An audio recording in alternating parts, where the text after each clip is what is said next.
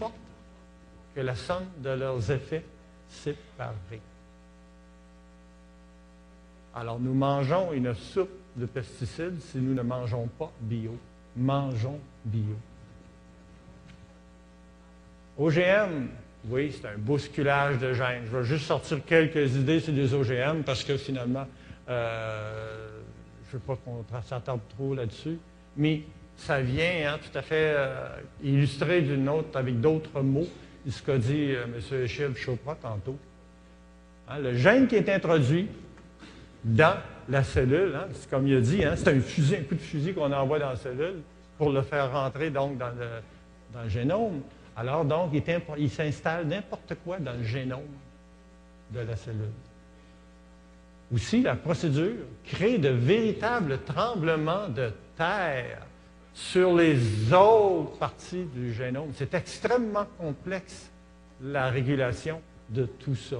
On est vraiment des apprentis sorciers. Alors donc, des tremblements de terre dans plusieurs endroits du génome. Donc, ça favorise ça. Possibilité de mutation. Et donc, on connaît les risques de transmettre ce génome à d'autres plantes. Et on ne fait surtout pas de tests, ou à peu près pas de tests de caractérisation. Alors, d'autres conséquences, dans ces plantes-là, par exemple, on peut avoir un gène qui est responsable de la biosynthèse d'un nutriment, peut être altéré ou disparaître, par exemple, par une mutation de la plante, qui pourrait réduire, par exemple, la valeur nutritive de la plante. Alors, on a l'exemple, la courge transgénique CZW3, qui contenait 168 fois moins de bêta-carotène et 4 fois plus de sodium. Alors, ça change quelque chose. Alors, aussi, ces transformations-là, génétiques, peuvent avoir comme conséquence d'altérer un gène qui maintient ou qui restreint la formation de substances toxiques dans certains aliments. C'est possible. La présomption des experts laisse perplexe, et donc, ils font peu de tests de sécurité exigés parce qu'ils sont convaincus que les méthodes de transformation des plantes n'apportent pas de risque significatif. Puis on affirme qu'il n'y a pas de données objectives démontrant les dangers des OGM. Alors, pas très rationnel, nous ne sommes pas très rationnels, des scientifiques. Donc, on n'a tout simplement pas fait des tests. On se fie aux chiffres fournis par la compagnie. Ça, je n'ai jamais compris quand j'avais commencé à m'interroger ou à lire sur la façon que les agences gouvernementales approuvent les produits. Je n'ai jamais compris comment ça se fait qu'on peut oser se fier aux analyses qui sont faites par les compagnies qui proposent un produit. Puisque par essence, ils sont juges et partis. Alors, par exemple, le maïs Monsanto 863, on n'avait pas tout dit. Et le Dr Seralini, en France, disait il affirmait qu'il réclamait la publication systématique des résultats des tests que nous n'avons pu obtenir qu'au cas par cas en saisissant la justice. On ne donne pas l'information. C'est donc Seralini qui enseigne à l'Université de Caen et préside le comité scientifique du CRIGEM en France. Le fameux maïs, donc, une étude autrichienne qui, elle, a fait des tests, qui a démontré des tests sur la reproduction de souris. La réduction de la taille et du poids de la portée des souris, et se faisait voir de plus en plus avec le temps, donc surtout lors de la 3e et de la 4e génération. Il y avait des effets sur les reins, selon le même CRIGEM.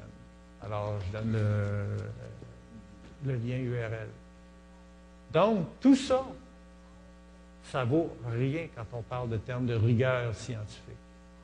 Et là, on est arrivé avec le fameux Smart Stacks, dont on a entendu parler dans les journaux et que Santé Canada a décidé d'approuver. Le problème, c'est qu'il y a eu 8 modifications transgéniques qui sont cumulées dans cette variété-là.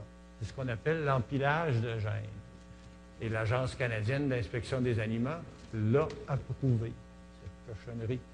Et sans exiger de nouvelles évaluations de risque. Or, il avait déjà été dit par le Codex Alimentarius, dans sa directive de 2003, puis le Codex Alimentarius, vous le savez bien, c'est pas ce qui est le plus contre les OGM.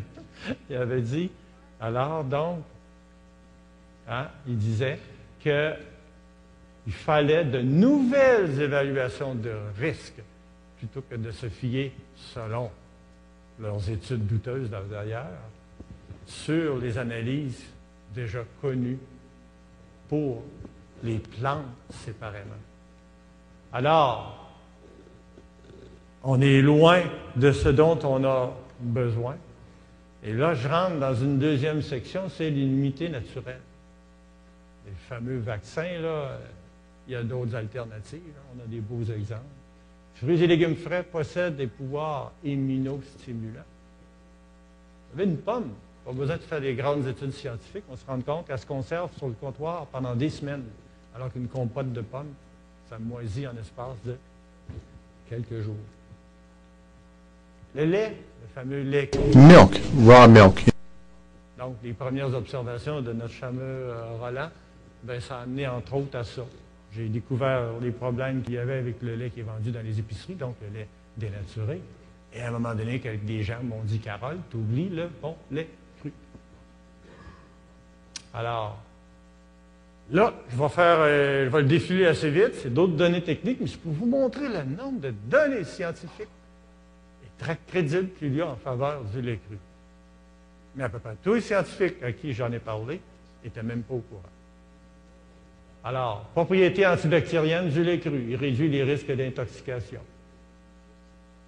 Donc, intoxication alimentaire. Donc, dans l'aliment, dans le lait cru, il y a des petits mécanismes qui empêchent les mauvaises bactéries de s'y développer. D'ailleurs, ça permet aux producteurs laitiers de consommer presque à 100% leur lait cru. Si c'était si dangereux, ils ne feraient pas ça. Donc, il y a de nombreuses autres substances qui peuvent renforcer les défenses immunitaires de ceux qui boivent le lait cru. Et c'est tout à fait ce qu'est le lait maternel. Prenez des bons produits alimentaires, vous allez avoir une bonne immunité. Alors là, les propriétés antibactériennes du lait cru, contre certaines bactéries, donc une première, contre la fameuse listeria, contre la fameuse bactérie du hamburger. Et les bactéries du lait cru, il y a des bactéries dans le lait cru, donc produisent des bactériocines, donc des substances qui vont attaquer les mauvaises bactéries. Contre listeria, contre staphylocoque doré. Sécurité du lait cru, triplement vrai.